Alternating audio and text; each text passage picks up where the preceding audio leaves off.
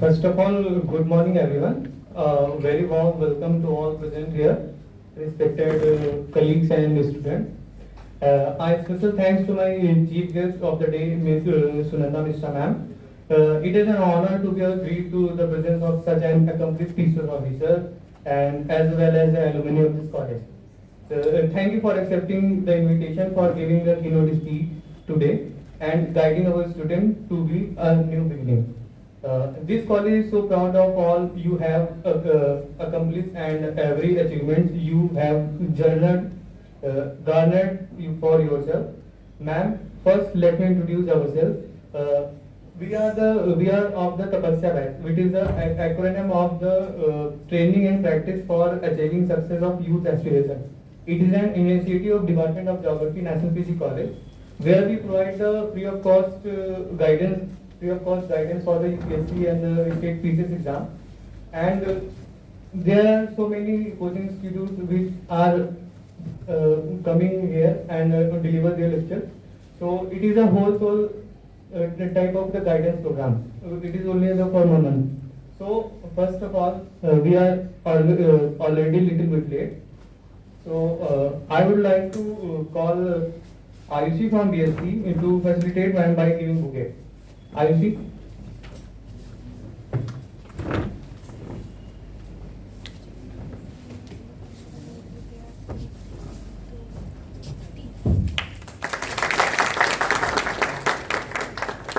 Then I would like to announce Gaurav from BA to give ma'am memento types, and we are the geography students, so this is a moment for us.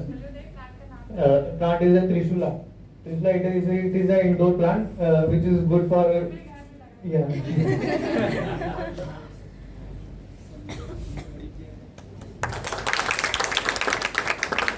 So without any further ado, let's call ma'am for the speech and for their enlightened words. So ma'am.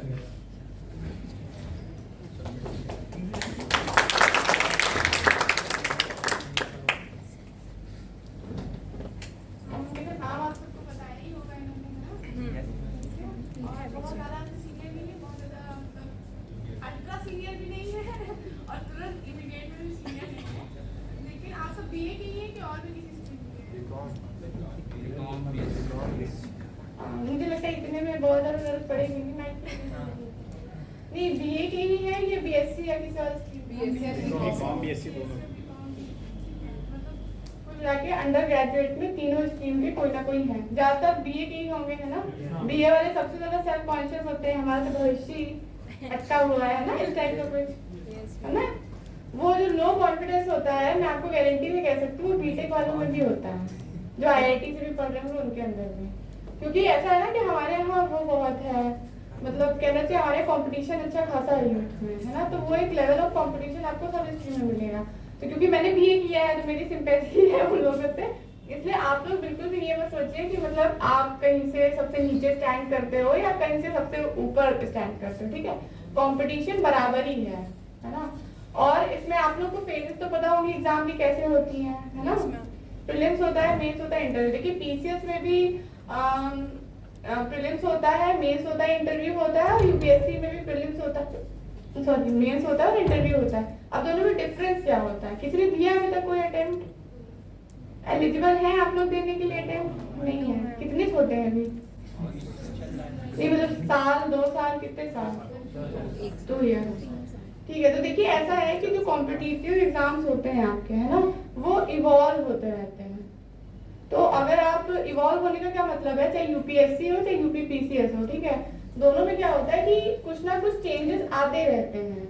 और अगर आप किसी ऐसे से पूछ ले जिसको खुद कोई पर्सनल एक्सपीरियंस ना हो, या कुछ लोग मिसगाइड करते हैं, ठीक है, तो हो सकता है आप राइट डायरेक्शन में चल रहे हो और आपका पूरा साल खराब हो जाए। इसलिए मेरे कुछ इंसाइट्स है। देखो आप कोचिंग करो या आप नॉन कोचिंग करो, इतना यूट्यूब पे मटेरियल पड़ा है कि हिस्ट्री, ज्योग्राफी, पॉलिटी, इन सब के बारे में बताने की बहुत जरूरत है नहीं। हमें क्या लेना है क्या छोड़ना है ये जानना ज्यादा इम्पोर्टेंट है ना। तो आप लोग चाहे तो नोट डाउन कर लेना, नहीं तो अपने माइंड में ही रखना, ऐसा कुछ नहीं है ना। तो सबसे पहले क्या है, दोनों में फर्क समझ लीजिए, यूपीएससी और यूपीपीएससी की अप्रोच में क्या फर्क है। पहले देखिए प्रीलिम्स पास नहीं, प्रीलिम्स के कोई मार्क्स नहीं होते हैं, पता होगा, मतलब फाइनल मेरिट में कोई मार्क्स प्रीलिम्स के नहीं होते, लेकिन अगर आप प्रीलिम्स की सेल नहीं करोगे तो आपको मेंस लिखने को मौका ही नहीं मिलेगा, राइट। तो यूपीपीसीएस और यूपीएससी के प्रीलिम्स में क्या फर्क होता है। देखिए यूपीपीसीएस जो भी होता है, स्टेट पीएससी में फैक्चुअल नॉलेज हमेशा ज्यादा रहती है, ठीक है, लेकिन उन्होंने भी अपने को चेंज किया है बहुत। अब ये मत सोचिएगा कि आपने कोई पुराना गाइड टाइप का कोई भी नोट उठा लिया और उससे रट्टा मार लिया तो काम चल जाएगा, क्योंकि अगर आप ऐसे काम करके जाएंगे तो हो सकता है कि आपको शॉक लगे पेपर में जाके, है ना, क्योंकि अब वो भी सेंटेंस के देखिए क्वेश्चन कैसे आते हैं। किसी ने कभी पेपर देखा है कॉम्पिटिटिव एग्जाम का। देखिए मैं किसी को कुछ कहना नहीं चाहूंगी, लेकिन बहुत से ऐसे लोग होते हैं जो 7-8 साल से तैयारी कर रहे हैं, जब 10th 11th में होते हैं तब से वो तैयारी कर रहे होते हैं, है ना। और कुछ होते हैं जो बिल्कुल बीए एमए सब कर लिए, तब उनको लगता है जीवन में क्या करना है, तब तैयारी करते हैं, ठीक है। हो सकता है जिसने लास्ट में शुरू किया पहले बाजी मार ले, ऐसा नहीं कि जिसने पहले से शुरू किया वो नहीं कर सकता। कहने का मतलब है एक लेवल ऑफ चीज चाहिए होती है। जैसे अभी आप लोग बीए कर रहे हो, ठीक है, ज्योग्राफी से कर रहे हो, बीएससी में फिजिक्स से कर रहे हो, किसी भी स्ट्रीम से कर रहे हो, इसको पहले अच्छे से करिएगा। मैं हमेशा बताती हूँ, जो 10 साल तैयारी करता है जरूरी नहीं है उसका सिलेक्शन हो, या कोई बगल में आपके बैठे दिन भर पता नहीं क्या गाइड लगाया करता है आईएएस यूपीएससी के टाइटल से, और आपको लगता है ये तो ज्यादा पढ़ रहा है मैं रह जाऊंगा, ऐसा नहीं है। जो पढ़ रहे हैं, क्योंकि अभी आप लोग की एज है ना, अभी आप लोग का टाइम भी है, तो कब प्रिपेयर करना शुरू करना, जब अंडर ग्रेजुएट के लास्ट ईयर में हो। लास्ट ईयर मतलब जब ये समर वेकेशन आप लोग के शुरू हो जाते हैं, इसके साथ आप 1-2 महीने पहले ब्रीफ करना चाहिए। एनसीईआरटी से सभी लोग कैसे शुरुआत करिए। एनसीईआरटी में देखो इतना आप लोग पढ़े हो, साइंस वालों को या कॉमर्स वालों का हो सकता है पिछला छूट गया हो, है ना, लेकिन बीए वाले तो इतना पढ़े हुए हैं कि आप लोग को 6, 7, 8 की एनसीईआरटी की जरूरत नहीं है। बहुत लोग कहते हैं 6, 7, 8 हटा दो बीच से, सीधे उठाइए 11th और 12th की। ज्योग्राफी वालों ने तो खूब रट्टी होगी 11th 12th वाली, है ना, लेकिन वो 11th वाली जो अभी लगता है ना कि इसमें तो कुछ है ही नहीं, कोई दूसरे किताब है जो इतनी बल्कि सी आती है, नाम नहीं होगी, मुझे कभी पसंद नहीं रही है पर्सनली, तो वो वाली किताब से आप पढ़ोगे तो आपको लगेगा कि नहीं इसमें ज्यादा मैटर दिया है, उसमें कम दिया। मैं आपको गारंटी से कह सकती हूँ, इस साल का यूपीएससी का पेपर हुआ है, उठा के देख लीजिए, एनसीईआरटी सेल थ्रू कराती है, लेकिन एनसीईआरटी अकेले सेल थ्रू नहीं कराती है, ये भी बात है, ठीक है। इसमें यूपीपीसीएस और यूपीएससी में क्या फर्क है, तो कहने का मतलब है जो कॉमर्स वाले हैं आप 8th 9th से शुरू कर सकते हो, ठीक है, लेकिन जो बीए वाले हैं जिन्होंने सफिशिएंट 11th 12th पढ़ा है, आप 11th 12th ही कई बार पढ़ो। और उसका तरीका क्या होता है, आप एनसीईआरटी कई बार पढ़ते हो, आपको लगता है इन्होंने पढ़ रखा है, इसमें है ही क्या, अभी वही क्वेश्चन के फॉर्म में आ जाए, स्टेटमेंट के फॉर्म में, तो आपका भी सिर घूम जाएगा, है ना, क्योंकि जब हम लोग बीए एमए में लिखते हैं ना तो सब्जेक्टिव लिखते हैं, हमारा दिमाग क्लिक नहीं करता ये ट्रू है कि फॉल्स है। माइंड आपका कैसे मेकअप होता है, ट्रू है या फॉल्स है ना, वहां पे नहीं करता है। और कई बार स्टेटमेंट ऐसे बनाए जाते हैं कि आपको सही स्टेटमेंट सही लग रहा होता है, लेकिन वो पिन पॉइंट इन्फॉर्मेशन आपको लगता है पढ़ा तो है लेकिन क्लिक नहीं कर रहा है ना। तो अदर स्ट्रीम वाले 9th से उठा ले, 9, 10, 11, 12 की एनसीईआरटी सोशल साइंसेस की, पॉलिटी, हिस्ट्री टाइप की, है ना। हिस्ट्री में जिनका हिस्ट्री बहुत ही खराब रहा है, मतलब पढ़ाई में, है ना, जिनका बहुत ही खराब रहा है, तो पानी कर दीजिए, है ना, जिनके बहुत खराब है उनको मैं एडवाइस दूंगी ओल्ड एनसीईआरटी भी आती है। देखिए एनसीईआरटी में हिस्ट्री में आता है थीम्स इन इंडियन हिस्ट्री, ठीक है, आप अगर किसी ने पढ़ा हो तो ठीक है, अब जिसको पढ़ाई करना है भाई सीरियसली पढ़ाई करो, है ना। कंपटीशन भी बहुत है, डराने की बात नहीं है, अगर मैं नहीं भी कहूंगी तो भी आप लोगों को पता है कंपटीशन बहुत है।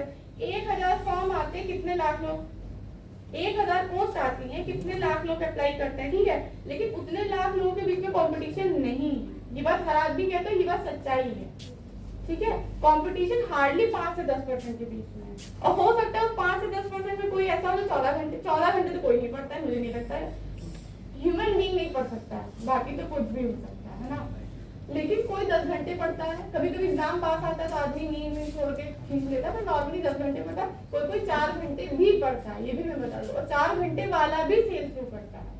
इसमें आपका फाउंडेशन का बहुत रोल होता है। जैसे मैं आपको ऑप्शनल ज्योग्राफी है, ठीक है, लेकिन आपने बिल्कुल मस्ती में पढ़ा है 3 साल 4 साल, तो फिर आप ऑप्शनल ज्योग्राफी ड्रॉ करें, आपको कुछ आता नहीं है। और जो अभी बीटेक करके निकला है या जो लॉ करके निकला है, उसने ज्योग्राफी उठाया वो आपसे पहले निकल जाएगा। क्यों? क्योंकि तो उसको डर है कि उसको सब्जेक्ट आता नहीं, आपको ना आते हुए भी कॉन्फिडेंस है कि आपको सब आता है ना, तो इस कॉन्फिडेंस में मत पड़िए। और मेरी एक सलाह है, जो मैंने अपने अंडर ग्रेजुएट या पीजी में नहीं किया, जैसे आपके पास एनसीईआरटी है, अभी आपको लग रहा है समय बहुत है, लेकिन जब एग्जाम आता है ना तो समय कम पड़ता है। जैसे एनसीईआरटी में 11th वाली ना फिजिकल ज्योग्राफी की है ना, उसमें आपने जैसे मान लीजिए वेदर वाला चैप्टर उठाया, क्लाउड्स वाला चैप्टर उठाया। अब एक्चुअली में जब आप पेपर देने जाओगे ना तो आपके पास समय नहीं होगा। अगर आपने एक आध कोचिंग कर ली तो समय 5 से 6 घंटे आदमी का कोचिंग निकल जाता है, खुद का प्रिपेयर। तो अभी आपके पास टाइम है तो क्या करो, जैसे आपका एक आपने एनसीईआरटी उठाई, ठीक है, पहला चैप्टर, उसके शॉर्ट नोट्स बनाओ। शॉर्ट नोट्स कैसे बनाए जाते हैं, फुल लेंथ स्टेटमेंट मत लिखिए। जैसे हम लोग बनाते हैं ना, दिस इज दिस दैट ऐसे करके, कोई भी वर्ड मत डालिए, कीवर्ड डालिए। कैसे नोट्स बनाने ये मैं आपको बता रही हूँ, ठीक है। आपने चैप्टर का नेम डाला, एनसीईआरटी किताब उठाई, पहले चैप्टर का नेम डाला, आपने हेडिंग डाली, कौन सी हेडिंग से, ताकि आपको कभी कभी कोई कंफ्यूजन हो तो आप जा सको उस जगह पे, ठीक है। आपने कीवर्ड लिखा, ठीक है, कीवर्ड में आप वर्ड सेंटेंस आपको फॉर्म नहीं करना, खाली कीवर्ड लिखो, डैश लगाओ, उसके आगे आप क्या लिखना चाहते हो वो लिखो। हो सकता है शुरुआत में आप बहुत ज्यादा लिखने लगो, ये पॉसिबिलिटी है ना, आपको लगे सभी कुछ इंपॉर्टेंट है, तो इसमें कोई डरने की बात नहीं है। कॉपी में हमेशा एक साइड अच्छा छोड़ के रखो, मार्जिन इतना अच्छा छोड़ के रखो कि कल को आपको उसमें ध्यान भी अपना लिखना हो तो आप पूरा लिख सको, प्रॉपर वाला। देखो 2-3 बार जो सोचता है ना कि हम अभी नोट्स कर लेंगे, नहीं हो पाता। ये मैं अपने पर्सनल एक्सपीरियंस से बता रही हूँ। 5 साल पुराना नोट उठा के आप पढ़ोगे तो आपको लगेगा आपने ज्यादा अच्छा बनाया है डिस्पाइट आपके बाद में, ठीक है। तो ये काम आप अभी करके रख लीजिए। कोई भी एनसीईआरटी लीजिए, उसके शॉर्ट नोट बनाइए, कीवर्ड लिखिए। हाँ, अगर कीवर्ड में मैं क्यों कह रही हूँ, आप चैप्टर का नाम और हेडिंग जरूर डालेंगे। कभी कभी क्या होता है, हम इतना ज्यादा शॉर्ट लिख लेते हैं कि हमको ये नहीं याद होता सेंटेंस बनाने का मतलब क्या था। तब आप वो किताब खोल के देख लो, या कोई डायग्राम है, आप उस समय उतना लेंथी डायग्राम नहीं बनाना चाह रहे, ज्योग्राफी के लिए बता रहे हैं, तो उसमें लिख लो पेज नंबर एनसीईआरटी, इसमें ये डायग्राम बना हुआ है। हालांकि ज्योग्राफी के डायग्राम इतने टफ नहीं होते हैं। जैसे एक आपका ह्यूमिडिटी वाला चैप्टर होगा, ठीक है, अभी मैं एक क्वेश्चन ह्यूमिडिटी का बोल दूं ना, रिलेटिव ह्यूमिडिटी, एब्सोल्यूट ह्यूमिडिटी, तो कितनी बार भी आपने पेपर में लिख चुके हो, कोई आंसर दे नहीं पाएगा सही से। ये मेरे लिए भी अप्लाई होता है। उसको जितनी बार पढ़ना पड़े उतनी बार पढ़िए, कुछ चैप्टर बहुत इंपॉर्टेंट होते हैं। और कैसे आपको पता चलेगा चैप्टर कौन सा इंपॉर्टेंट है, छोड़ना नहीं है। जैसे जैसे पेपर पास आता जाएगा, हर देखो कंपटीशन के एग्जाम में हर चीज ना कोई कवर कर पाता है, ना हर चीज आप रिवाइज कर पाते हो लास्ट में। अगर आदमी कहता है मैंने 4 बार रिवाइज किया था, तो उसने अपने शॉर्ट नोट 4 बार रिवाइज होंगे, किताब तो कोई छू ही नहीं सकता 4 बार। हाँ, ये हो सकता है कि जैसे मैंने कहा, आपने पहली बार नोट्स बनाए, थोड़े बल्कि बने, आपने मार्जिन छोड़ दिया, अगली बार जब आप पढ़ोगे ना तो हो सकता है आप उसमें ब्रैकेट लगा लो, बस इतना ही मुझे पढ़ना है, वो और शॉर्ट हो गया। तो तीसरी बार उसको रिवाइज करोगे एग्जाम से पहले, तो आपको ऑलरेडी वो क्लिक होगा, लेकिन इतना सफिशिएंट नहीं है, ठीक है। अब इसके साथ क्या करना है, देखो यूपीएससी का क्या है, जिनको भी आईएएस लेने का शौक है, यूपीएससी ट्रिकी है, टफ में नहीं कहूँगी, ठीक है। मैंने भी दिया है, मैंने भी चीजें की हैं उसमें, है ना, लेकिन यूपीएससी ट्रिकी है। ट्रिकी किस हिसाब से, हर साल, हर 2-3 साल में उनका एक मेजर वो आता है, बाउंसर टाइप का आता है, जो सेल कर लेता है सेल कर लेता है, जो सेल नहीं कर रहा। पिछले 4-5 साल से एक बाउंसर चल रहा है, उसका नाम है सीसैट। किसी ने सुना है सीसैट का क्या चल रहा है?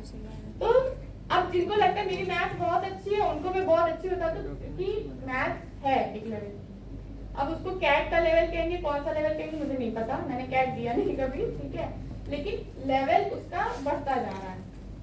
और जिनको लगता है मेरी इंग्लिश अच्छी है, या जिनको लगता है मेरी इंग्लिश नहीं अच्छी, क्योंकि रीडिंग कॉम्प्रिहेंशन इंग्लिश में ही आता है, डिस्पाइट आपका मीडियम कुछ भी हो, तो जो रीडिंग कॉम्प्रिहेंशन आता है वो भी बड़े टफ आते हैं।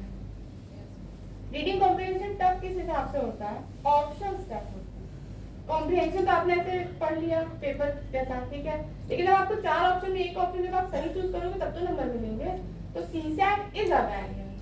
जिनको लैंग्वेज प्रॉब्लम रहती है, इंग्लिश में प्रॉब्लम रहती है, उनके लिए एक प्रॉब्लम हो सकती है। तो अभी से सुधारिए, ऐसा कुछ नहीं है कि इंग्लिश मीडियम वालों की, अभी मैं इंग्लिश मीडियम वालों की इंग्लिश दिखा दूं तो उसमें बहुत गलतियां बरती निकलेंगी, और हिंदी मीडियम वाला अगर उसको एक पैरा लिखने को दिया जाए, हो सकता है उसके में कोई गलती नहीं है ना। तो ये मैं समझी पड़ोसी इंग्लिश मीडियम में तो उसकी अच्छी होगी। अपने को सुधारने का प्रयास करिए, दूसरे से कंपटीशन मत करो, है ना। तो ये हो गया। अब मैं कहती हूँ हिस्ट्री के बारे में, जैसे थीम्स इन इंडियन हिस्ट्री है, तो थीम्स इन इंडियन हिस्ट्री में कैसे उन्होंने किया, उन्होंने एक चैप्टर उठा लिया, जैसे उन्होंने ट्रैवलर उठा लिया, तो उन्होंने वो इम्पोर्टेंट है, क्योंकि ट्रैवलर भी यूपीएससी ने पिछले कई सालों में, इवन पीसीएस में भी पूछे गए हैं, ठीक है, लेकिन वहां से आपको केवल कीवर्ड मिलता है, कुछ जानकारी मिलती है। और यूपीएससी कभी कभी ऐसा बाउंस करता है, पूछे कि डायमंड, इनमें से किसने इंडिया में डायमंड्स के बारे में लिखा है, मतलब इसी टाइप का स्टेटमेंट बनाया था। कब बनाया था, 18 बनाया था, 19 ऐसे बनाया था, ठीक है। अब इतने ट्रैवलर 4 उन्होंने ऑप्शन दिए, इसमें से किसने डायमंड के बारे में बताया। अब आप ये कहाँ से पढ़ोगे, जिसको लग रहा है कि अभी किसी गाइड में लिखा होगा अगर किसी गाइड में लिखा भी है तो उतनी गाइड पढ़ने के बाद आपके पास समय नहीं, क्यों? क्योंकि एंशिएंट और मेडिवल का क्वेश्चन कम होते हैं, मेंस में आता नहीं है एंशिएंट मेडिवल, ठीक है? जिनको नहीं पता उनको बता दो, ancient history medieval history mains में नहीं आती है। आर्ट एंड कल्चर आता है, एंशिएंट एंड मेडिवल नहीं आती है। और प्रीलिम्स में आपके इतने नंबर ऑफ सब्जेक्ट्स हैं, है ना, कि उनको कवर करते करते आप एंशिएंट और मेडिवल में उतना फोकस नहीं दे पा रहे। इवन हिस्ट्री वाले भी कंफ्यूज होते हैं, ऐसा नहीं है कि यहाँ पे कभी कोई ज्योग्राफी वाला बैठा तो सोचिए इसके तो 20 नंबर ऐसे ही क्वेश्चन कर लेगा, ये तो ज्योग्राफी का, ऐसा कुछ नहीं है। हो सकता है वो बहुत बेसिक गलत करते हैं। तो मेरा पहला अटेम्प्ट था तो मैंने ज्योग्राफी के ही सबसे ज्यादा क्वेश्चन गलत किए थे, क्योंकि उस समय एग्जाम टाइम में प्रेशर में माइंड आपका ट्रिक करने लगता है आपको। तो जो सब्जेक्ट से मैं थोड़ा कांपती थी, थोड़ा सा इकोनॉमी, क्योंकि मेरा वो बैकग्राउंड नहीं था, उसके मेरे क्वेश्चन अभी भी गलत नहीं होते कभी। और जो मेरा अपना सब्जेक्ट है ज्योग्राफी, उसमें कुछ ना कुछ एक आध क्वेश्चन तो गड़बड़ हो ही जाता है, चाहे वो कितना बेसिक आया, क्योंकि उस समय माइंड जो होता है हमें बताता है हमने तो पढ़ रखा है, हमने ज्यादा पढ़ा है इसको, है ना, तो हमारा दिमाग और काम करे। जो बेसिक चीजें लोग नहीं समझ पाते हम समझाने लगते हैं अपने माइंड को उस समय। इसलिए शॉर्ट नोट्स बना के रखिए अभी से एनसीईआरटी के। जिसने बेसिक्स पढ़ रखे हैं वो 9 10 से ना शुरू करे, सीधे 11 12 उठाए, ओके। जिसने कॉमर्स और साइंस वाले जितने हैं आप 9 10 से शुरू करो, ओके। साइंस वाली मत पढ़ना, फिजिक्स मैथ्स बायो की कुछ लोग कहते हैं पढ़ लेना चाहिए, मुझे नहीं लगता बायो पढ़नी चाहिए, आप बाद में भी उसको कवर कर सकते हो, ठीक है। लेकिन जो सोशल साइंसेज है, पॉलिटी है ना, एक पॉलिटी की बुक आती है एनसीईआरटी की, क्या नाम है जिसमें, नहीं कॉन्स्टिट्यूशन एट वर्क की दूसरी वाली में थोड़ी दी है, political theory of class level. हाँ, लेकिन वो थोड़ी बोरिंग लग सकती है, लेकिन उसका जानते हैं कहाँ पे है यूज, जब आप पढ़ोगे तो आपको लगेगा तो हमारे किसी काम का नहीं है। उसमें अगर कोई कीवर्ड आया है, जैसे उसमें दिया कि कॉन्स्टिट्यूशन का मीनिंग ये हो सकता है ना, लगेगा बहुत बेसिक है, इतना तो हम कर ही लेंगे। यूपीएससी ने ऐसे ऐसे क्वेश्चन पूछे हैं कॉन्स्टिट्यूशन के ऊपर कि आपको 4 में से 2 से 3 ऑप्शन तो बिल्कुल ही सही लगेंगे, और उन्होंने जो ऑप्शन प्रेफर किया है उसमें लोग लड़ भी ले आपस में, लेकिन आप उससे अथॉरिटी से तो लड़ नहीं सकते हैं ना। इसलिए वो सब कहाँ से आपका क्लियर होगा, उस वाली एनसीईआरटी, है ना। जो पॉलिटिकल साइंस भी लिए हैं, जिन्होंने मोटी मोटी किताबें पढ़ी हैं, उनको भी वहीं से पढ़ना है ना। अपने माइंड से बस निकाल दीजिए कि तो मेरा सब्जेक्ट है, इसमें तो मैं बहुत टॉप नॉच हूँ, क्योंकि वहां पे कुछ टॉप नॉच चलता नहीं है, बिल्कुल ऐसे पढ़िए जैसे आप पहली बार कोई सब्जेक्ट, ओके। और साइंस वाला सब छोड़ दीजिएगा, एक बुक आती है आपकी फाइन आर्ट्स की 11th की एनसीईआरटी, है ना। एक वो आती है आर्ट एंड कल्चर, उसका नाम तो फाइन आर्ट्स ही है ना, लेकिन वो आर्ट एंड कल्चर की, उसमें आर्किटेक्चर ही है मेनली, बाकी चैप्टर्स नहीं है।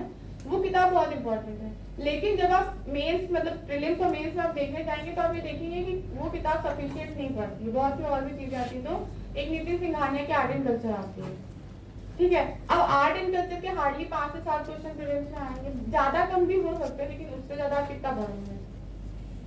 तो ऐसी अप्रोच में जहां आपको 2 किताबें एटलीस्ट पढ़नी हो, क्या किया जा सकता है बताएं? नोट्स बना सकते हैं, उसके लिए आपको क्या करना है, 11 की जो फाइन आर्ट्स है उसके शॉर्ट नोट्स बनाइए, साइड में मार्जिन छोड़ के, ठीक है। और मार्जिन इतना छोड़िए, मतलब कम से कम 1/3 मार्जिन छोड़ दीजिए, अभी लगेगा बहुत ज्यादा है लेकिन छोड़ दीजिए, बाद में टाइम नहीं बचेगा सब करने का, है ना। तो आप 1/3 मार्जिन छोड़ के 11 की फाइन आर्ट्स के नोट्स बना लीजिए, ठीक है। या किसी के नोट्स ऑनलाइन भी आपको पढ़े मिल गए तो ये मत सोचो मैं तो अपने ही पका बनाऊंगा, नहीं। अगर किसी के ठीक ठाक मिल रहा है तो उसको आप ले लीजिए, है ना, खरीद लीजिए, लेकिन फिर उसमें साइड में आप जगह रखिए, फिर आप नितिन सिंघानिया उठाइए। ज्यादातर ओवरलैप ही करेगा, ज्यादातर ओवरलैप करेगा, ठीक है। जहां पे ओवरलैप नहीं कर रहा है, एक भी सिंगल इन्फॉर्मेशन एक्स्ट्रा निकल के आ रही है, वहां पे लिख लीजिए। अब आपको ना फाइन आर्ट्स की किताब उठानी पड़ेगी एग्जाम में, ना आपको नितिन सिंघानिया उठानी, यही अप्रोच है। देखिए आप कितनी भी बार रिवाइज कर लिए, कितनी भी किताबें पढ़ ले, कितने भी पीवाईक्यू सॉल्व कर ले, कुछ ना कुछ एक पर्टिकुलर चीज में जो आपको आता भी होगा, ऐसा आएगा जरूर जो आपको नहीं पता होता होगा। उसके लिए आपको क्या करना पड़ता है, चाहे आप कितना भी पढ़ लें, ठीक है, कितनी भी बार रिवाइज कर ले, कुछ ना कुछ उस मतलब कोई सब्जेक्ट है जिससे आपको आता है। आर्ट एंड कल्चर में मान लेते हैं, फिर उन्होंने मेडिवल आर्किटेक्चर से कोई क्वेश्चन पूछा तो उन्होंने डायनेस्टी ये वो है ना मिक्स करके आपको वो आता है, लेकिन एक 3 स्टेटमेंट है, एक स्टेटमेंट आपको नहीं आता है ना। सर्वज्ञ तो कोई नहीं हो सकता है ना। तो ऐसे में आपको क्या करना पड़ेगा, तब आपको एप्टीट्यूड डेवलप करना पड़ेगा पेपर सॉल्व करने में। हर चीज नहीं याद के रट के जाई जा सकती है, लेकिन एक बेसिक मिनिमम मैक्सिमम चीजें करनी है, वो मैं आपको बता रही हूँ, ठीक है। इसी तरह कॉन्स्टिट्यूशन एट वर्क है ना, उसकी बहुत सारी चीजें सफिशिएंट नहीं है, लेकिन उसमें अगर कोई कीवर्ड मिलता है, कभी कभी डेफिनेशन मिल जाती है। डेफिनेशन कैसे मिल जाती है, लिबरलिज्म की मीनिंग लिखती है, अब ऐसे पढ़ेंगे तो लगेगा लिबरलिज्म तो हम ही मीनिंग निकाले ले रहे हैं, उदारवाद की मीनिंग तो हम ही निकाले ले रहे हैं, इसमें क्या दिक्कत है। लेकिन जब पेपर में अगर उन्होंने गलती से पूछे, ये भी क्वेश्चन प्रीलिम्स में आता है, मेंस की बात नहीं कर रही हूँ कि आप लिबरलिज्म से क्या समझते हो, मतलब वो थ्योरी वाला क्वेश्चन भी ऑब्जेक्टिव पूछ लेते हैं, इनमें से कौन सी डेफिनेशन मोस्ट एप्रोप्रिएट हो सकती है, तब आपको 2 डेफिनेशन एटलीस्ट बहुत अच्छी लगेगी और वहीं पे आपके नंबर कटना शुरू हो जाए। उसके लिए क्या करना है, कोई पॉलिटिकल थ्योरी की किताब से लिख लो। अच्छा, जब आप इन सब चीजों को ना मल्टीपल टाइम्स रिवाइज करोगे कीवर्ड लिख के, तो वहां पे अगर कीवर्ड में ऑप्शन में एक आ गया तो आपको लगेगा एनसीईआरटी में ऐसे कोई कीवर्ड पढ़ा था, तो वो भी आपका ऑप्शन सही हो जाएगा, बल्कि जबकि आपने तुक्के ही पढ़े चुना होता है ना। 40% पेपर जो होता है वही आदमी को आता होता है जनरली, उसके ऊपर 30-40% आदमी केवल अपने एप्टीट्यूड से सॉल्व करेगा। ये आपका प्रीलिम्स का हो गया। अगर किसी को कोई क्वेश्चन पूछना है तो पूछ लीजिए, है ना। और ये आप करेंगे तो मतलब शॉर्ट नोट्स आपको बनाने हैं। अब जैसे एम लक्ष्मीकांत की किताब है, ठीक है, एम लक्ष्मीकांत की किताब के हमने भी कभी शॉर्ट नोट्स लिखे हैं, क्योंकि हमको लगता था उसमें सभी चीज ब्रैकेट में कर लो, लगता था कुछ छूट ना जाए। एक तो किताब बुक जो है वो बहुत अच्छी है, और लिखी ऐसे गई है कि लगता है जैसे एडवोकेट के वर्ड्स भी होते हैं, जैसे कॉमा लगा लगा के लिखा होता है, तो उसमें लगता है कुछ भी छोड़ने वाला तो है नहीं। देखा है किसी ने एम लक्ष्मीकांत की? Yes, ma'am. जिसने नहीं देखा देख ले, ऐसी कोई बड़ी बात नहीं। तो अब उसमें आप लेकिन आप सोचो कि हम पॉलिटी तो इसी से पढ़ लेंगे, इसी से पॉलिटी पढ़ लेंगे, हमें तो लिखने की जरूरत नहीं। इसमें भी मैं एक एडवाइस करूंगी जो मेन चैप्टर कैसे पता चलेगा, पहले तो पिछले साल देख लीजिए कौन से क्वेश्चन ज्यादा आए, जैसे फंडामेंटल राइट्स आते ही आता है ज्यादातर, नहीं भी आएगा तो कहीं एक स्टेटमेंट आ जाएगा, ठीक है, फंडामेंटल ड्यूटीज आता ही आता है, डीपीएसपी आते ही आता है, नहीं भी आता तो भी करिए। अगर मान लो 5 साल में ऐसा हुआ नहीं होगा, लेकिन अगर 5 साल में हम बहुत एनालिसिस नहीं करते पेपर की, जो लोग बहुत एनालिसिस होते हैं ना, जिनको पता होता है कितने प्रतिशत से निकलता है, वो खाली एनालिसिस ही ज्यादा करते हैं पढ़ाई का, है ना। असली पढ़ने वाले का एक तुक्का रहता है कि इतना प्रोपोर्शन हो सकता है उससे ज्यादा। तो डीपीएसपी है ना, जो आपका क्या कहते हैं हिस्ट्री है, उससे क्वेश्चन ज्यादातर आ ही जाते हैं। हिस्ट्री मतलब रेगुलेटिंग एक्ट, ना, उनसे आ जाते हैं। ये तो मेन चैप्टर, इसका तो जरूर ही नोट्स बना लीजिए। पॉलिटिकल साइंस वाले हैं यहाँ पे कोई? Yes, ma'am. कभी लक्ष्मीकांत पढ़ी है आप लोगों ने? Yes, ma'am. पढ़ी है, मतलब इसे भी मतलब Yes, ma'am. लक्ष्मीकांत का भी मैम मतलब पूरा नहीं पढ़ा है, तो कुछ पोर्शन पढ़ी है। नहीं तो अब देखिए, आपको बीए भी पास करना है, आपको अपना अंडर ग्रेजुएशन भी पास करना है। कॉमर्स वाले कौन है? कॉमर्स वाला आप ही हैं। कॉमर्स वालों को अपना बीकॉम भी पास करना है ना। मिनिमम एलिजिबिलिटी क्या है? जब आप अंडर ग्रेजुएट पास किए होंगे तब तो होगा। तो अपना वो मत छोड़िएगा कि बीए में 40% पे अटक गए। मैं बहुत सही बता रही हूँ, कई सारे ऐसे लोग हैं,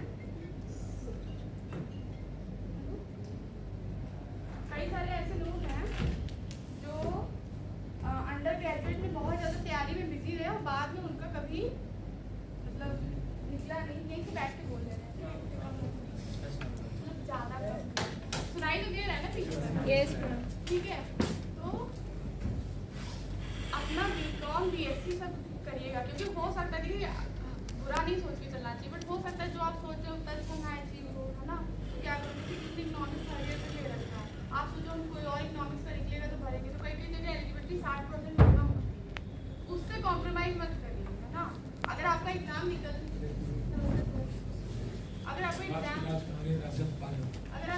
निकलना होगा ना, तो यकीन मानिए कि आप एकदम 4 महीने पहले भी पढ़े होंगे तो हो सकता है निकल जाए, है ना।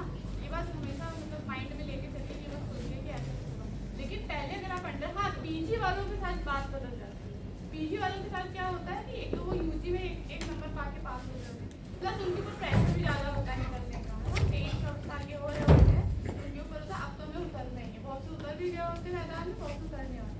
इसलिए अंडर ग्रेजुएट के साथ कॉम्प्रोमाइज मत करिए, जो भी पेपर है। और अगर मन में ये आता है कि हम कॉम्पिटिशन में इसको ऑप्शनल बनाएंगे, या कोई पेपर ऐसा है जिसको आप ऑप्शनल नहीं भी बना रहे हैं, ठीक है, तो आप उसको थोड़ा थोड़ा अभी से पढ़ना शुरू कर दीजिए।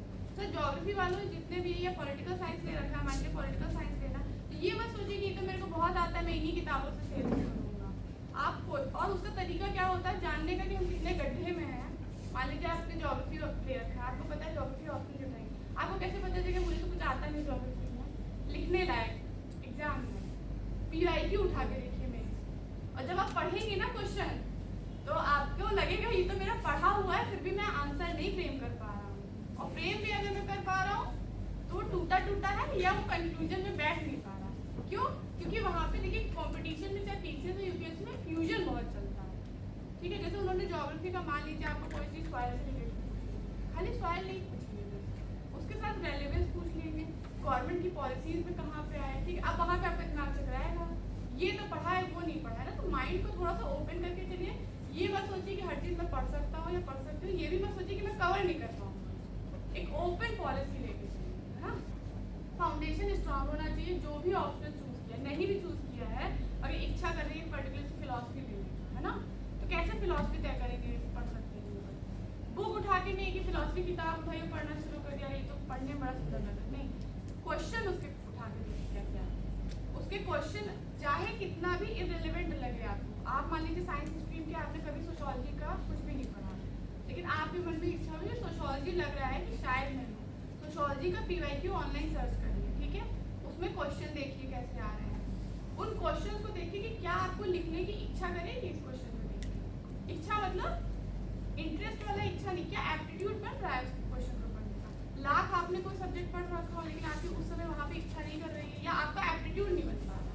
सब्जेक्ट सुनने में, सिलेबस देखने में बहुत अच्छा लग रहा है, लेकिन जब लिखने और क्वेश्चन की बारी आई तो आपका उस लेवल का, तो इसका मतलब वो ऑप्शन शायद आपके लिए नहीं, है ना। कोशिश ये करिएगा, अगर बीए कर रहे हैं तो बीए का ही कोई सब्जेक्ट पकड़ लीजिएगा, क्योंकि कहीं ना कहीं पढ़ा रहता है।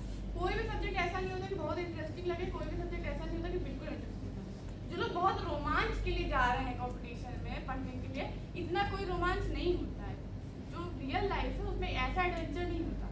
एडवेंचर ये हो सकता है कि आपने अपने टारगेट बना रखे पढ़ाई के, और आप उन्हें कंप्लीट करो, आपको सेल्फ सेटिस्फैक्शन फील हो रहा है कि मैंने इतना टारगेट बनाया था पढ़ाई करने का, मेरा हो रहा है टारगेट, है ना। वो खुशी होगी जब आप कोई पेपर देते हो और उसमें आपके नंबर आ रहे होते कट ऑफ, वो खुशी होती है। बट ये वाला रोमांच नहीं होता कि मैंने ये पेपर को चुना और इसको पढ़ के तो मुझे बहुत खुशी महसूस होती। ऐसी कोई खुशी महसूस करने के चक्कर में मत रहिए। नहीं तो कुछ लोग क्या करते हैं, 3 साल से पेपर ही ऑप्शनली बदला करते हैं। एक ऑप्शन पकड़िए और कम से कम एक बार एग्जाम में वो ऑप्शन लिख के आइए। कई बार क्या होता है, आदमी को पेपर बहुत पसंद आता है। मैंने बहुत नौकरी किया, सोशियोलॉजी लिया, सोशियोलॉजी बहुत अच्छा था सब था, लेकिन बहुत मेहनत करने के बाद भी कुछ ऐसा था कि सोशियोलॉजी में नंबर नहीं आ रहे रियल एग्जाम, तो फिर उनको मन मार के ही उन्होंने अपना ऑप्शन चेंज किया, दूसरे ऑप्शन बहुत अच्छे नंबर आ गए।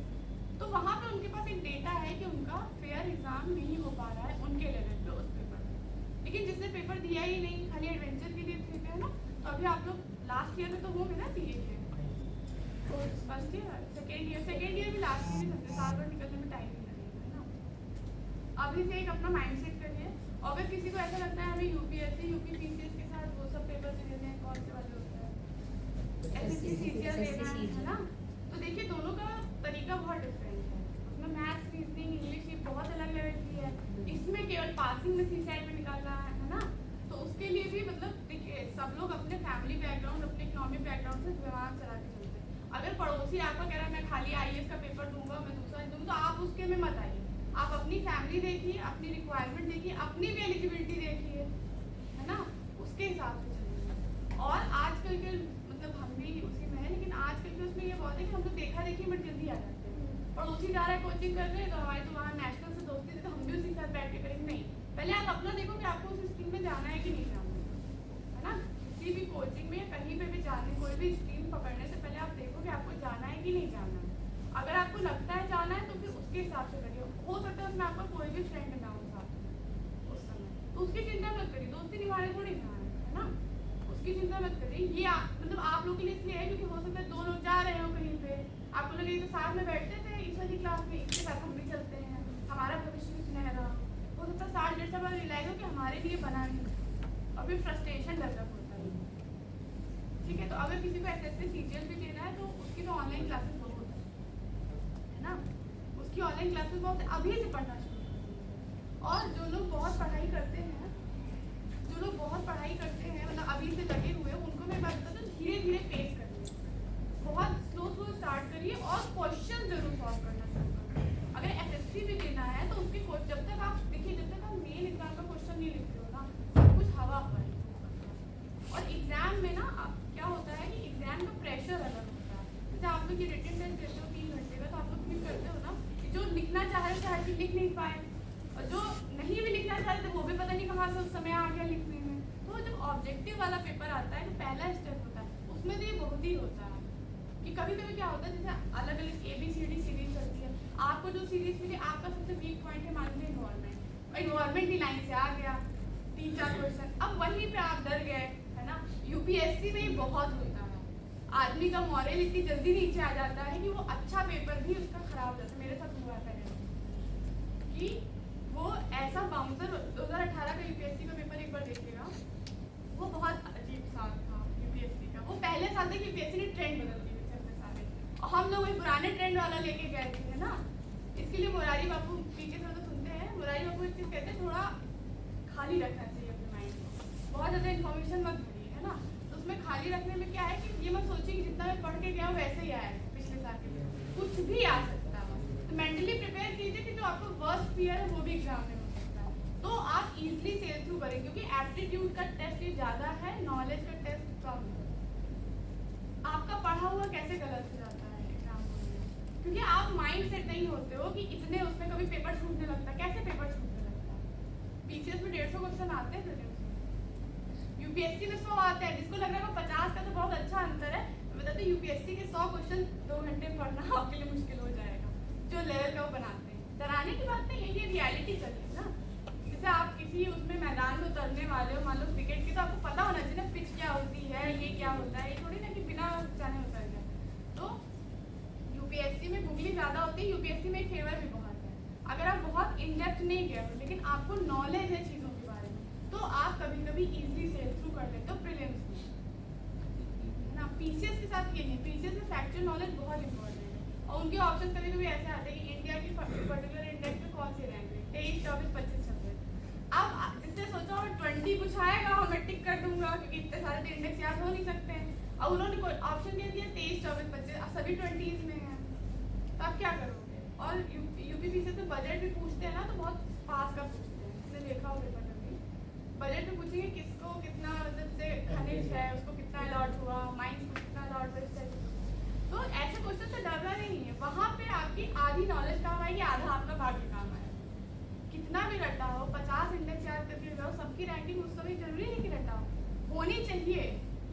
आपने कई बार रिवाइज किया तो आपको क्लिक जरूर करिएगा, ठीक है। लेकिन कभी कभी इतना प्रेशर होता है, पेपर भी सेल करना है, क्या होता है गलत हो जाता है, तो ऐसे क्वेश्चन में गलत नहीं। लेकिन आपका पढ़ा हुआ कोई बेसिक क्वेश्चन आया है, स्टेटमेंट वाला क्वेश्चन आया, इनमें 3 में 2 सही है कि 1 सही है, तो आप फिर उसको आप गलत करते हो ना, तो फिर आपकी गाड़ी डूब जाएगी। तो फाउंडेशन स्ट्रॉन्ग रखिए, पहला पॉइंट, ठीक है। दूसरा पॉइंट कि अभी से एनसीईआरटी की नोट्स बनाइए, रेलिवेंट एनसीईआरटी, फालतू समय नहीं वेस्ट करना, और ऐसे नोट बनाइए कि आज से 2 साल 3 साल बाद भी यही नोट्स काम आए। ये नहीं कि अभी इसको फिर सुंदर सा बनाएंगे, नहीं, कोई सुंदर का टाइम ही नहीं है। और इसके बाद आता है अपना मेंस का। अब यूपीपीसी तो यूपीएससी का मैं बताती हूँ, पिछले साल यूपीएससी ने बहुत अच्छा काम किया था, जो 22 में उन्होंने शुरू किया, 23 में तो अल्ट्रा प्रो मैक्स लेवल कर दिया। जैसे आपके पास 3 स्टेटमेंट आए प्रीलिम्स में, 3 स्टेटमेंट आए, तो आप लोग क्या करते हो, पहला आ रहा है, दूसरा, तीसरा नहीं आता, तो आप ऑप्शन में देखते हो, हमारा वाला फर्स्ट 1 and 2 सही है, 2 and 3 सही है, ऑल सही है, नन सही है, ऐसे ही माइंड लगाते हैं ना। इसमें दिमाग बहुत लग जाता है, ये बहुत लोगों का सेट भी होने लगा कि अगर एब्सोल्यूट स्टेटमेंट आएगा तो गलती होगा। जितने आप देखेंगे यूट्यूब पे वीडियो, तो वो बताएंगे कि अगर कह रहा है कि एब्सोल्यूट स्टेटमेंट है यूपीएससी का तो गलत होगा, फैक्ट्स है तो गलत होगा। इतना ज़्यादा मार्केट में अफवाह फैल गई कि 23 में यूपीएससी ने कहा हम तुम्हारे पिताजी हैं, हम तुम्हें बताते हैं। उन्होंने कहा, और उन्होंने स्टेटमेंट सही दिए, ठीक है, जैसे देते थे क्वेश्चन में, उन्होंने ऑप्शंस में क्या किया, how many pairs are correct, first and second सही है, सेकंड एंड ये नहीं पूछा उन्होंने, पेयर्स बताओ किसने सही। अब पेयर्स का मतलब क्या है, फर्स्ट स्टेटमेंट सही हो, सेकंड सही हो, थर्ड सही हो, नन नहीं, नंबर ऑफ पेयर बता कि एक स्टेटमेंट तीनों में सही है, कौन सा है उससे मतलब नहीं है, बस वो सही होता है। तो इतना जबर, और लोग इतना, और 60% ऑफ द पेपर में यही ऑप्शन, क्वेश्चन आपको आता है लेकिन ऑप्शंस इतने सुंदर है कि अब आपको, है ना, जैसे एक क्वेश्चन पूछा था स्क्वायरल के ऊपर, अब इनको लग रहा था स्क्वायरल तो बहुत अच्छी चीज़ है, इसमें कौन सा बहुत हो, एक बार क्वेश्चन पढ़िएगा पिछले साल का स्क्वायरल का, उन्होंने कहा बर्विंग एनिमल है कि नहीं है, ये है कि, तो अब तुक्का लगाने में कि कौन सी स्क्वायरल की बात आप कर रहे हो, पहली बात तो ये हो गई है ना। स्क्वायरल, इंडियन स्क्वायरल, क्या कहते हैं आपके नॉर्थ अमेरिकन में जो स्क्वायरल, कौन सी स्क्वायरल, तो स्क्वायरल मतलब स्क्वायरल अगर जनरल मतलब बर्विंग एनिमल है कि नहीं है, ऊपर ट्री में बरो करता है कि ग्राउंड में बरो करता है, तो वहाँ आपको माइंड घूमेगा। तो ऐसे स्टेटमेंट में जनरली लोग बताते हैं ऑल ऑफ द अबव लगा दो, जो तुक्केबाजी का फॉर्मूला होता है, इसमें कोई सर्टेन है ही नहीं, चाहे विकिपीडिया खोलिए चाहे कहीं खोलिए। तो आदमी कहता है ऑल ऑफ द अबव लगा, तो उन्होंने कहा ऑल ऑफ द अबव सही नहीं है, तो आंसर क्या है? अब इसमें से कौन से दो स्टेटमेंट सही या जीवन में कभी जान नहीं सकते, क्योंकि वो पेयर्स पूछ रहे हैं। अगर उन्होंने कहा 2 पेयर सही है, तो 3 में से वो 2 पेयर कौन से सही है, कैसे पता लगाएंगे? तो ये यूनियन पब्लिक सर्विस कमीशन है, सारे एग्जाम का अल्ट्रा एग्जाम। लेकिन यहाँ पे आपके पास मतलब एक एच कैसे यूपीएससी में आ जाती है? यूपीएससी में अगर आपके पास आपने कई बार मल्टीपल टाइम इन्वायरमेंट या कोई भी पर्टिकुलर सब्जेक्ट जैसे मान लीजिए साइंस के लिए इन्वायरमेंट, ठीक है, आपने कई बार रिवाइज किया, तो आपका उतना एप्टीट्यूड डेवलप हो जाता है कि आप ये बात समझ लीजिए। तो उन्होंने क्वेश्चन पूछा था नॉकटर्नल एनिमल इनमें से कौन से हैं, तो वही हाउ मेनी पेयर्स आर, 3 दिए थे, एक सांबर डियर और पता नहीं कौन सा याद नहीं, 3 थे। आधे लोग सांबर डियर तो नॉकटर्नल होता है, विकिपीडिया में भी लिखा है तो होते ही होगा, ऐसे कुछ चल रहा था, मुझे एग्जैक्टली याद नहीं कौन से पॉइंट पर डिस्प्यूट चल रहा है। बाद में सब्जेक्ट के साथ तो मेरा तो सही निकला आंसर के हिसाब से, बाकी जितने लोग बहुत लड़े थे किसी का सही नहीं निकला। लेकिन अब आप उसमें ये नहीं कह सकते ना इनमें से किसको नॉकटर्नल माना है एग्जैक्टली।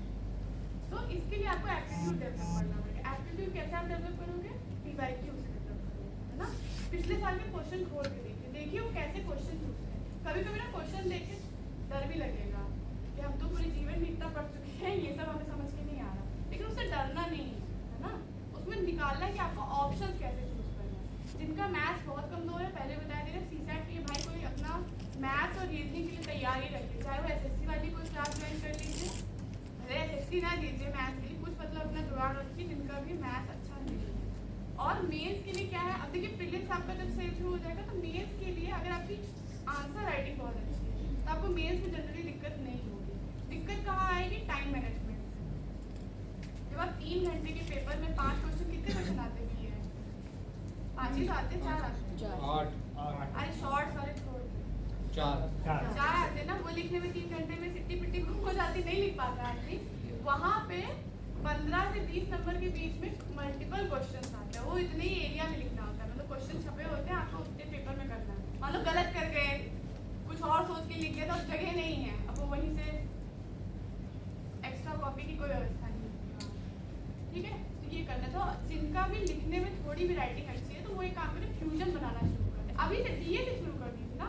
मान लीजिए क्वेश्चन पूछा गया आपको वेदर के बारे में, मॉनसून के बारे में पूछा गया, अब आप उसमें रीसेंट एग्जाम्पल डालना शुरू कर दो ना, रीसेंट एग्जाम्पल डालना शुरू कर दो, तो आपका क्या होगा, यहाँ वाले बीए वाले तो खुश हो ही जाएंगे, तो बहुत खुश हो जाएंगे, क्योंकि वो बासी कॉपी देखते देखते उनका भी माइंड वैसा हो जाता है। लेकिन वो आपका वहाँ भी बहुत काम आएगा।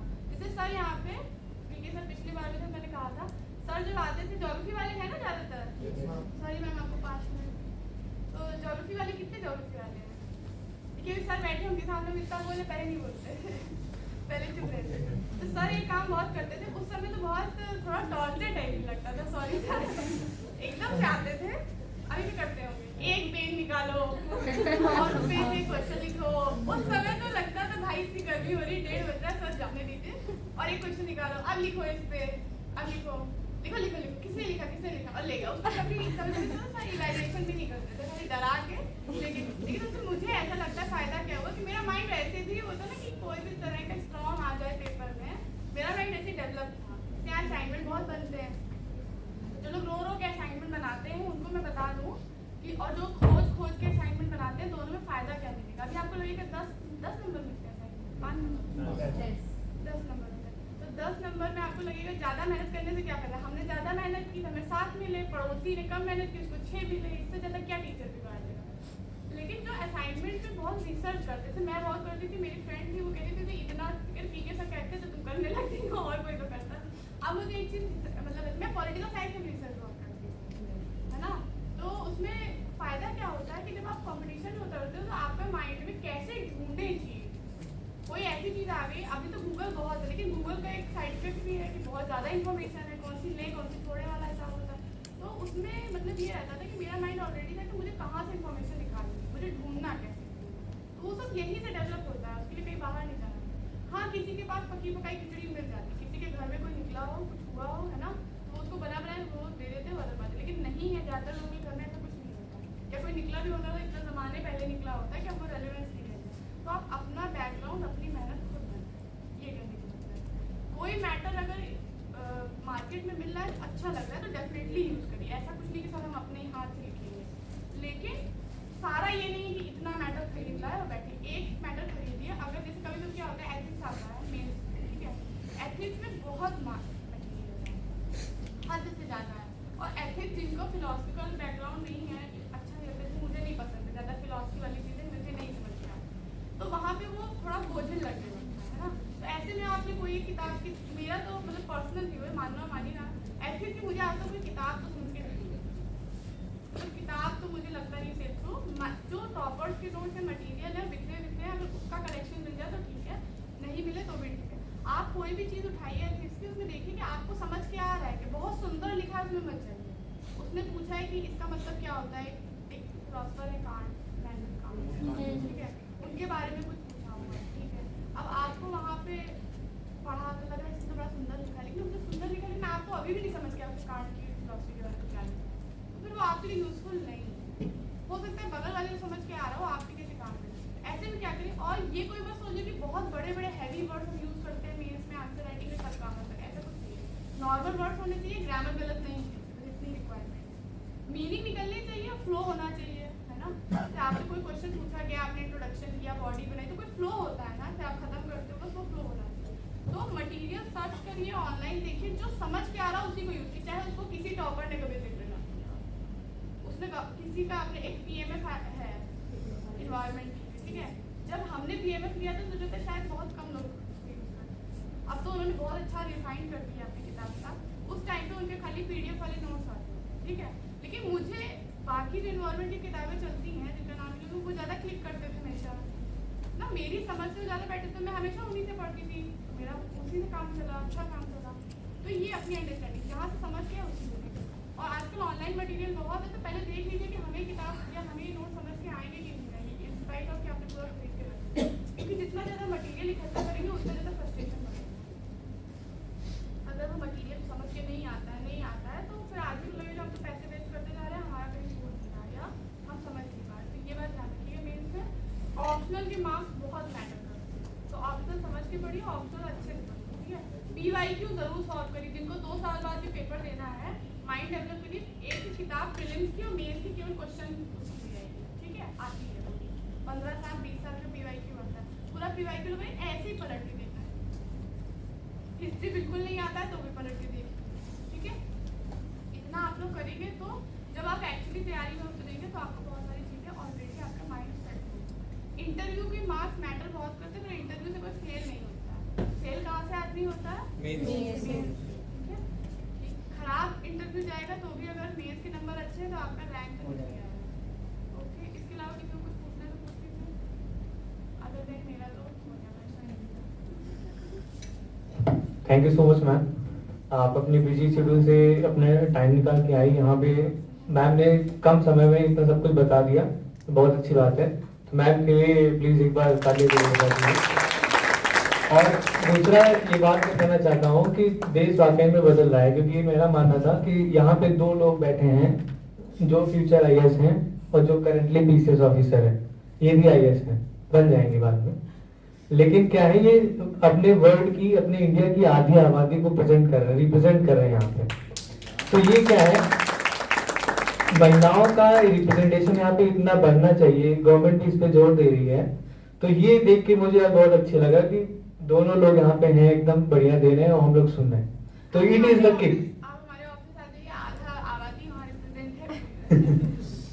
So thank you so much ma'am for coming here.